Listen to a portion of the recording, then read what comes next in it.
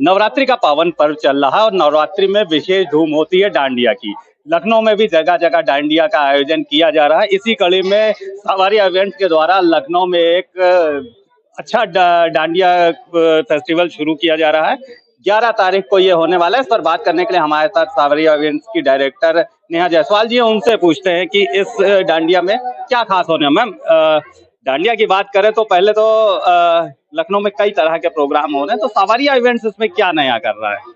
Sir, सावरिया event नया इसलिए है कि सावरिया इवेंट सिर्फ प्रोग्राम नहीं कराता है। यहाँ पर हम लोग बहुत सी चीज़ों को ध्यान रख के चलते हैं और साथ में हम महिलाओं को एक नया मौका देते हैं हमारी टीम में शामिल होकर आगे बढ़ने का।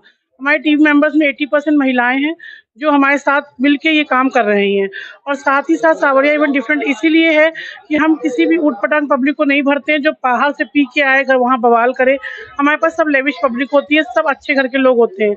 सारी फैमिलीज हमारे यहाँ इंटरेस्टेड होती हैं और फैमिलीज ही इंटरेस्टेड है आ रही हैं, और जो यूथ आ रहे हैं वो भी अच्छी फैमिली के बिलोंग करने वाले ही आ रहे हैं। जी मैम, अगर डांडिया की बात करें तो नवरात्रि में जगह जगह डांडिया का आयोजन किया जाता है। नवरात्रि पर ये जो सावरिया इवेंट्स के द्वारा जो डांडिया किया जा रहा है, ये किस तरह से अलग होगा अन्य डांडिया फेस्टिवल से? सावरिया इवेंट में हम जो है इंटरनेशनल डीजे आर्टिस्ट लेकर के आ रहे हैं, जो कि पूरे लखनऊ में कोई भी ऐसा कोई आर्टिस्ट नहीं उतारा, जिस वजह से हमारा प्रोग्राम विशेष और अलग है औरों से। और मतलब डांडिया तो सभी कराते हैं, डीजे लगा दिया या साउंड बजा दिया, लेकिन हमारे पास डीजे आर्टिस्ट है जो लाइव डीजे प्ले करेंगे और जिससे माहौल और सेलिब्रेटेड और बहुत अच्छा होता चला जाएगा। नवरात्रि के इस पावन पर्व में लोग जगह जगह डांडिया के धूम में जा रहे हैं और एंजॉय कर रहे हैं। हमारे साथ प्रियंका रघुवंशी जी हैं, उनसे बात करते हैं और कुछ जानने की कोशिश करते हैं। मैम, सबसे पहले तो ये जानना चाहेंगे कि आपको डांडिया कितना पसंद है? मुझे तो बहुत पसंद है, बहुत इंतजार रहता है। और आज से डांडिया जगह जगह शुरू हो रही है, कई जगहों के इनवाइट्स भी अभी रात से हम खुद जाना शुरू कर देंगे, क्योंकि ये लोगों के बीच एक परंपरा है। डांडिया जो स्टिक खेली जाती है उसका जो हम सनातन से अगर जोड़ करके देखते हैं तो वो जो डांडिया स्टिक हम लड़ाते हैं आपस में, लोग खेलते हैं, उसका जो शक्ति का प्रतीक बताया जाता है। लोगों के बीच में त्रिशूल और तलवार का प्रतीक जो डांडिया स्टिक बताई जाती है। और जहाँ डांडिया होती है वहाँ एक बीच में कलश रखा जाता है, कलश को जो है शक्ति का प्रतीक बताया जाता है। तो एक शक्ति के साथ खेलने का ये अवसर बताया जाता है। तो ये सारी चीजें, और साथ ही साथ अभी हमारी मेरी बहुत अच्छी फ्रेंड है नेहा जायसवाल जी, उनके द्वारा सावरिया इवेंट के द्वारा जो है डांडिया सीजन 2 रखा गया है लखनऊ में इंदिरा गांधी प्रतिष्ठान में। और मेरे ख्याल से लास्ट ईयर में कार्यक्रम में समझिए 10 से 12,000 लोग शामिल हुए थे। इस बार भी बहुत हाइप मिल रही है इस कार्यक्रम को और लगभग 7,000 से अधिक पास इनके सेल आउट हो चुके हैं। लोगों के बीच में एक अच्छा मैसेज जा रहा है और लोगों से कनेक्टिविटी बनाना, महिला सशक्तिकरण की बात करी जा रही है इस कार्यक्रम को लेकर के। ज्यादातर महिला वेंडर्स को भी इस कार्यक्रम में आगे लाया गया, जो महिला उद्यमी है, लाइक अपनी अपनी वर्कशॉप से स्टार्ट करी है या फूड स्टॉल्स लगा रहे हैं, उनको भी इस कार्यक्रम में पार्टिसिपेट करने का मौका दिया। और सबसे बड़ी चीज इस कार्यक्रम में नॉन अल्कोहलिक है, प्योर पूरी तरह से वेजिटेरियन है, कोई नॉन वेज पकवान नहीं है, वहाँ पे कोई अल्कोहल शराब मदिरा का यूज नहीं किया जा रहा है। बहुत सात्विक तरीके से पूरी डांडिया का प्लान आउट करा जा रहा है। जी मैम, आपने डांडिया की कुछ खासियतें बताई, तो एक चीज हम और जानना चाहेंगे कि जब लोग बड़ी संख्या में एक जगह इकट्ठा होते हैं, डांडिया खेलते हैं या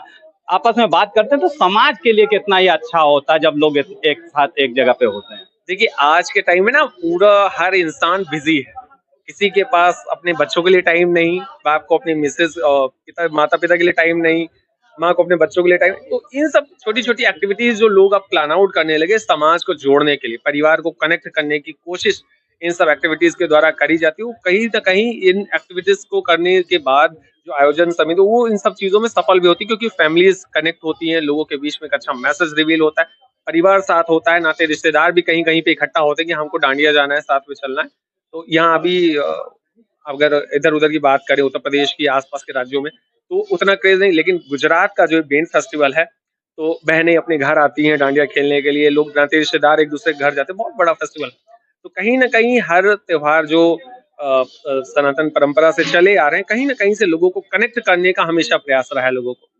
अच्छा, अब सनातन धर्म की बात करी आपने, डांडिया की बात करी, तो एक चीज मैं जरूर आपसे जानना चाहूंगा कि देखा जाता है कि और दो सनातन धर्म के जो त्योहार हैं उसमें युवा उतना इंटरेस्ट नहीं लेता, लेकिन डांडिया में आपको बड़ी संख्या में युवा देखने को मिलता है। इसको कैसे देखते हैं आप?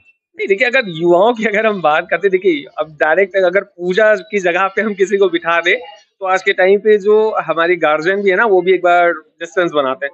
लेकिन जब रहता है, थोड़ी सी मस्ती भी हो रही है, लोगों से कनेक्टिविटी भी हो रही है, लोगों के बीच में एक अच्छा मैसेज भी रिवील हो रहा है, और साथ साथ हम साथ हैं, साथ में विकास हो रहा है, लोगों के बीच में कन्वर्सेशन हो रहा है, खा रहे हैं, पी रहे हैं, सारी चीजें हो रही, तो उस तरह से डांडिया का क्रेज बढ़ता जा रहा है, और जिसके लिए लोग बहुत उत्साहित रहते हैं पासेस लेने के लिए, लोगों से कनेक्ट, जिनको नहीं मिलता, लोग ब्लैक में पास तक खरीद रहे हैं, ये जानकारी लोगों से रहती। तो ये कहीं ना कहीं से लोगों के बीच में एक रुझान रहता है कि हाँ, हम भी कुछ अच्छा कर सके, लोगों से कनेक्टिविटी बना रखें। तो त्योहारों का इन सब चीजों में बहुत मायने रखता है। अ, नवरात्रि का पावन पर्व चल रहा है, आप स्वयं एक शक्ति स्वरूप हैं, तो हम चाहेंगे कि कन्याओं के लिए कुछ मैसेज आप ज़रूर दे दें हमारे चैनल के माध्यम से। देखिए, कन्याओं के लिए तो सबसे बड़ी बात ये है ना, पूजनीय होती है ना?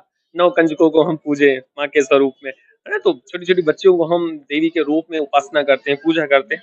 तो साथ ही साथ जो अन्य वर्ग है, उससे भी बहुत विनती है, ये 9 दिन की पूजा ही तक सीमित मत रहें, कि 9 दिन आप पूजा कर रहे हैं, तो उपासना कर रहे हैं, शक्ति का दीप जला रहे हैं अपने घर में। उसके बाद कहीं न कहीं से चीज़ें डिस्ट्रॉय हो रही हैं, उन तरफ भी ध्यान दें, आस-पास के बच्चों के ऊपर भी नज़र रखें। अगर ऐसे कुछ अराजक तत्व दिखते हैं, लगता है किसी बच्ची के साथ कोई शोषण कर रहा है, किसी को टॉर्चर कर रहा है, परेशान कर रहा है, उस ओर भी ध्यान दें।